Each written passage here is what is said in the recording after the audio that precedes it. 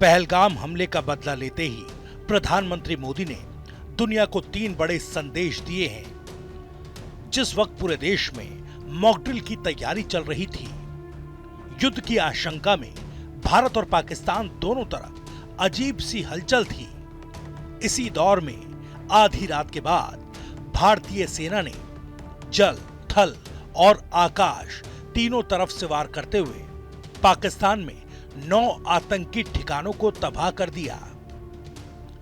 ये हमले पीओके से लेकर पाकिस्तान की सीमा में 100 किलोमीटर अंदर बने आतंकी ठिकानों को निशाना बनाकर किए गए। हालांकि ये सिर्फ एक सैन्य ऑपरेशन नहीं, बल्कि दुनिया को भारत की ओर से 3 बड़े संदेश देने वाला मिशन है। आपको बताते हैं कि प्रधानमंत्री मोदी ने ऑपरेशन सिंदूर से जुड़े कौन से 3 बड़े संदेश दुनिया को दिए हैं। ऑपरेशन सिंदूर से पीएम मोदी का पहला बड़ा संदेश।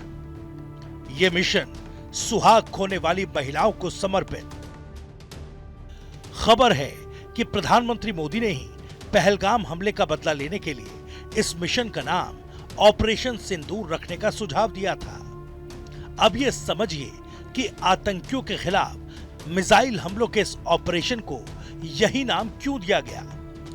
दरअसल पहलगाम हमले में आतंकियों ने पुरुष पर्यटकों को उनकी पत्नियों के सामने ही गोली मारी थी। इसके अलावा आतंकियों ने महिलाओं से कहा था कि जाकर पीएम मोदी को बता देना। इस घटना के बाद अपने सुहाग को खोने वाली महिलाओं ने पीएम मोदी से भरपूर बदला लेने की अपील की थी। पीएम मोदी ने इस मिशन का नाम ऑपरेशन सिंदूर इसलिए रखा ताकि ये संदेश जा सके कि ये स्ट्राइक पहलगाम आतंकी हमले में सुहाग खोने वाली महिलाओं को समर्पित है। जिन्होंने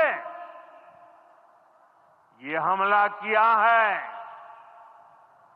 उन आतंकियों को और इस हमले की साजिश रचने वालों को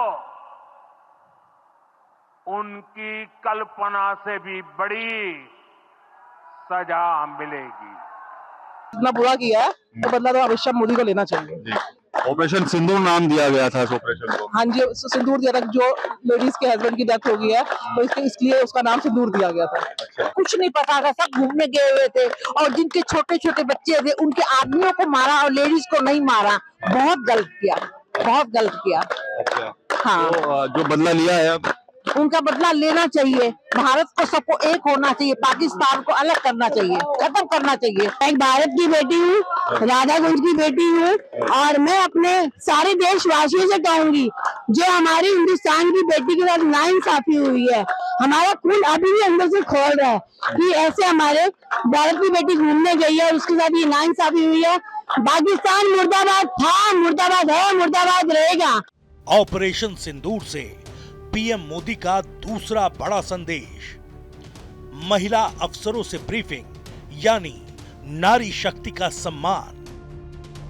ऑपरेशन सिंदूर के जरिए प्रधानमंत्री मोदी ने एक और बड़ा संदेश दिया। ऑपरेशन सिंदूर में पाकिस्तान पर हुई स्ट्राइक की पूरी ब्रीफिंग भारत की 2 सैन्य महिला अधिकारियों के जरिए दी गई। इस ब्रीफिंग को सारी दुनिया ने देखा। भारतीय सेना की ओर से कर्नल सोफिया कुरैशी और भारतीय वायुसेना की ओर से विंग कमांडर व्योमिका सिंह ने देश को बताया कि पाकिस्तान के आतंकी ठिकानों को किस तरह मिसाइल से तबाह किया गया। सबसे पहले सवाई नाला कैंप मुजफ्फराबाद, जो कि पीओजेके के लाइन ऑफ कंट्रोल से 30 किलोमीटर दूर है। यह एक लश्कर तौयबा का ट्रेनिंग सेंटर था।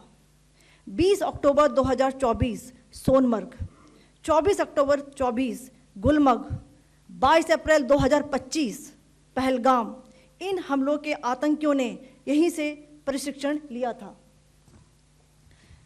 सैयदना बिलाल कैंप मुजफ्फराबाद, यह एक जैश मोहम्मद का स्टेजिंग एरिया है। यह हथियार, विस्फोटक और जंगल सर्वाइवल ट्रेनिंग का केंद्र भी था। No military establishments were targeted. India has demonstrated considerable restraint in its response. However, It must be said that the Indian Armed Forces are fully prepared to respond to Pakistani misadventures, if any, that will escalate the situation.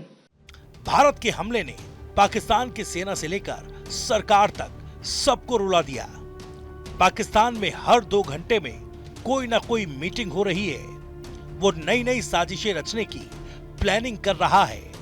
वहीं प्रधानमंत्री ने operation सिंदूर के जरिए भारत के दुश्मनों को तीसरा बड़ा संदेश दिया है। ऑपरेशन सिंदूर से पीएम मोदी का तीसरा बड़ा संदेश, धर्म के नाम पर रची गई साजिश को मुंह तोड़ जवाब। 22 अप्रैल को पहलगाम में आतंकियों ने लोगों का धर्म पूछ कर उन्हें गोली मारी थी। पाकिस्तान और उसके आतंकियों का मकसद ये था कि इस नरसंहार के बाद भारत में लोग धर्म के नाम पर लड़ने लगेंगे और फसाद होगा। लेकिन देश की जनता ने एकजुटता दिखाई।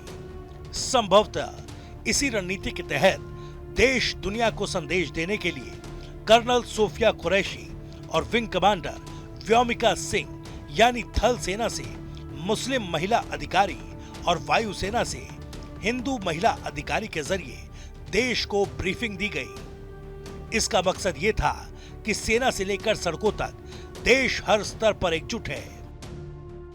आज सुबह जैसा कि आपको ज्ञात होगा, भारत ने इस तरह के सीमा पार हमलों का जवाब देने और उन्हें रोकने तथा उनका प्रतिरोध करने के अपने अधिकार का प्रयोग किया है।